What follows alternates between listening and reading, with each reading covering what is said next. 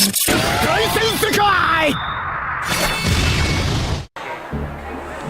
back to Under One Sky. Ang ating video for today ay ang aming pagbisita sa Macau. Joining me in this trip is the Robledo family at saka si Tita Malu. Pinaghalong kaba at excitement dahil ito ang aming first international trip. Maaga kami nagpunta sa Naiya International Airport, also known as Manila International Airport. Once we arrived, nag-check-in baggage kami and then proceed with the immigration clearance. Tunay nga ang kaba kapag ang Pilipino ay paalis ng bansa sa immigration clearance. Sadyang strict sila sa mga requirements. So our departure gate is gate 102, bound for Macau.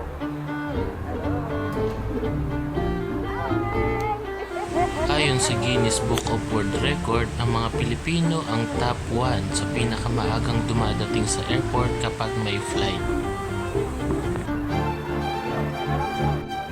Hanli Kuya Koy habang nag-aantay ng aming boarding.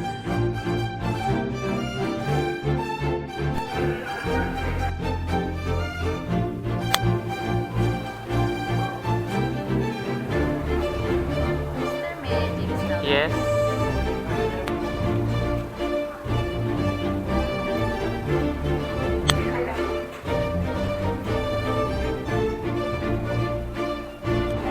And we will be boarding the plane, ha?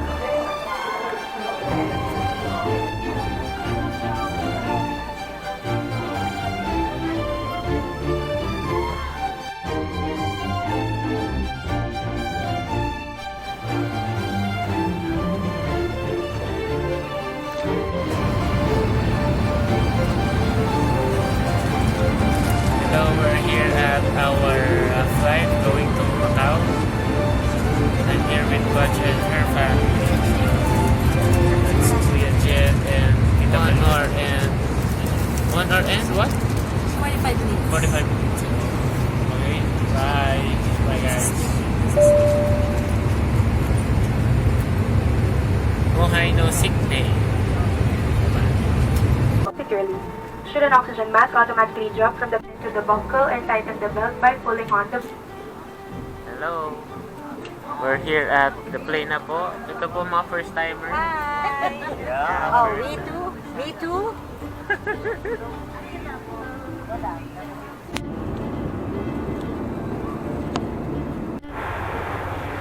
Hi guys, I'm here at the CR of the airplane. So, baka curious kayo kung paano nagpa-flash dito. Ayan po.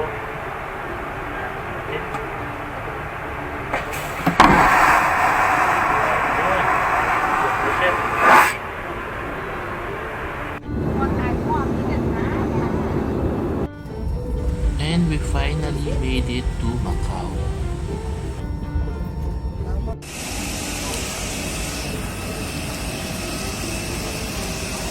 Oh, Macau! Reminder lang po, medyo tight ang security dito. Pinabura po yung video namin sa airport. Konting trivia lang po sa Macau. Ang Macau ay dating colonized by Portuguese at ito ay na-turn over sa China noong 1999. Macau still remains a special administrative region of China, so bahagi pa rin siya ng China. Pero ang kanyang government ay ang prinsipyo na sinusunod ay ang one country, two system. Kaya medyo may kalayaan pa rin sila doon compare sa mainland China. As observed, generally malinis ang kanilang streets. Galaxy Hotel. At minabuti na naming maglakad dahil hindi kami sanay sa transportation dito. Yan po ang ating alalay. Alalay talaga. Once you arrive at Macau, mapapansin nyo ang malalaking buildings. Ito ay mga casino and malls. Kaya binansagan ang Macau as Las Vegas of Asia. Before kami mag-dinner ay dumaan muna kami sa pinakamalapit na accessible na hotel, ang Galaxy Hotel. As you can see, napaka-fabulous ng kanilang lightings here, talagang pinondohan. Meron sila ditong regular na light show kaya sinama na namin sa aming itinerary ito.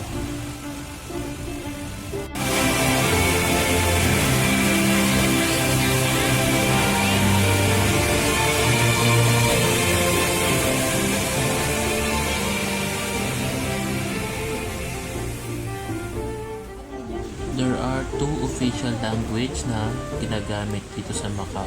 Ang isa ay Portuguese at ang isa ay Chinese or Mandarin. Pero hindi kami masyadong nahirapan umorder dahil maraming Pilipino nagtatrabaho dito sa Macau. And luckily yung kinainan namin, Pilipina ang nagsaserve.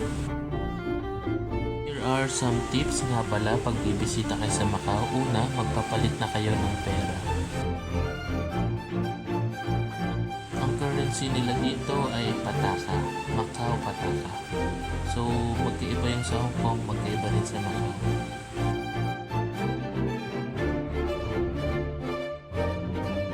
Ang sunod ay bumili na kayo ng Type G na adapter.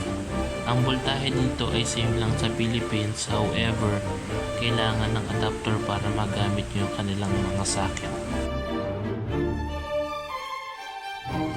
Ang sunod ay make a booking through Klook or Airbnb. Mas makakamura kayo kaysa mag-walk-in kayo sa mga hotel dito.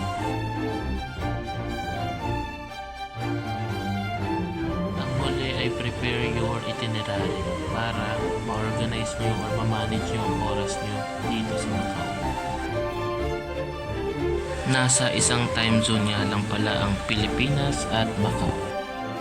Just to add, ang itinerary namin ay fly-in kami sa Macau and fly-out kami sa Hong Kong. So lilipad kami pabalik na Pilipinas sa Hong Kong. Ito nga pala yung adapter.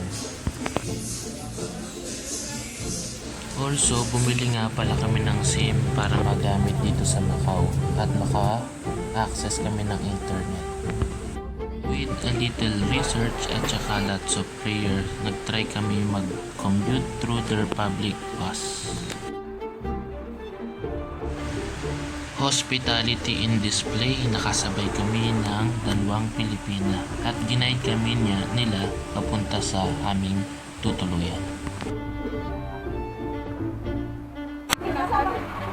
Ate Jen from Laguna.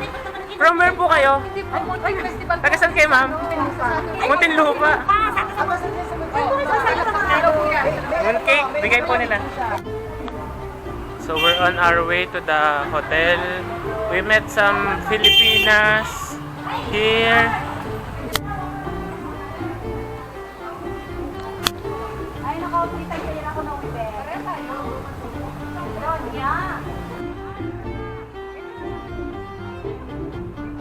Finally, we arrived at our hotel for day 1.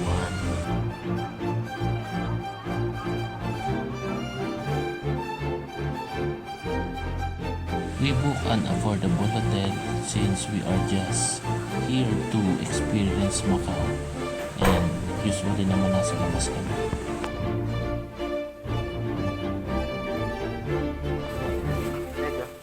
Yan po, try natin buksan ang kanilang TV kung anong mapapanood natin. Tanghali naman po ngayon. Ayan, tingnan natin. Pero what do we expect? Siguro, ayan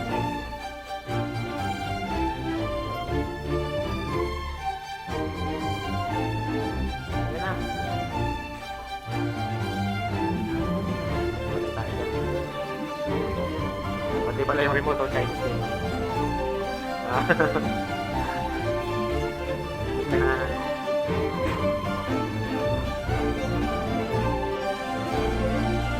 This video was taken nga pala pre-pandemic time. Thank you for sticking around. See you again in Under One Sky.